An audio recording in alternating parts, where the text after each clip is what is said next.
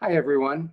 I'm Louis Turpin, a member of Rhinebeck Rotary, a past district governor of our District 7210, and our current district Rotary Foundation chair.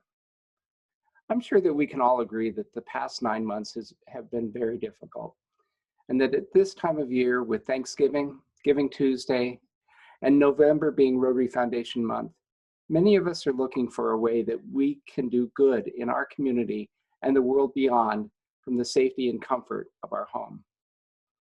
Well, I'm here to show you a super simple but very impactful way that you can do good via our Rotary Foundation in just a couple of minutes with a few clicks of your computer mouse.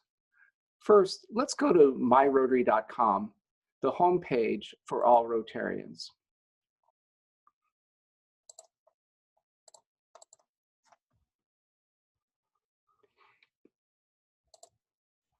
It's best if you can sign in so that the page immediately knows who you are. So you can see here in the upper right-hand corner, it has recognized who I am.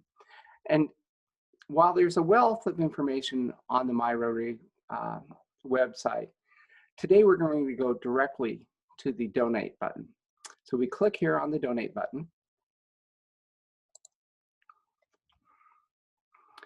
And the donate page will have already auto-filled the first step in the process, which is to select the fund, which it has selected the annual fund, which is exactly what we want it to do, because it's the annual fund that provides the financial resources that we use to support our club's projects via district grants and global grants. Scrolling down, you can see that we could make this donation in the honor of or memory of someone. Or if we're a club officer, we could choose to make this donation from our club or its members. We're going to come back to that. But for now, we're going to continue as if we're an individual member making a donation to achieve our E-Ray sustaining member or Paul Harris Society member status for this year. Because it knows who I am and where I live, it's auto-filled that it's the United States and we're working with US dollars. It gives me the choice of making a donation as a one-time donation or a recurring donation. The simplest thing is to make a one-time donation, and if you wish to do it for E-Ray status, it could be $25. If you're achieving your sustaining member status, it might be $100. Or if you're achieving your Paul Harris Society, you might choose to make a one-time donation of $1,000. I'm going to go back here and pretend that we're going to make a one-time donation as an individual member and leave it at $25. But I'm also going to take a moment to encourage you to consider using Rotary Direct through a recurring donation. And then that offers you the choice of making an automatic withdrawal from either your checking account or a credit card. And you can do it on a monthly, quarterly, or annual basis. So let's say I choose to do a quarterly donation, which would begin in December from where we are right now, and would do it at 4 times over the course of the coming year at $25 in each quarter. You can also perhaps choose to do a monthly donation of $10. The great part about that is obviously $10 times 12 months is the $120 goal that our district has for each of our members to achieve. You could even choose to do an annual donation. All right. So let's leave it that we're going to do a quarterly donation of $25 and go on from there.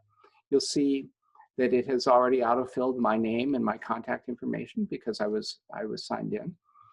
Next, we would be putting in our credit card information because it's saved. I would choose which credit card I want to use, and it would fill that in. And then because because I was logged in, it has already autofilled the address that is on my profile for me personally.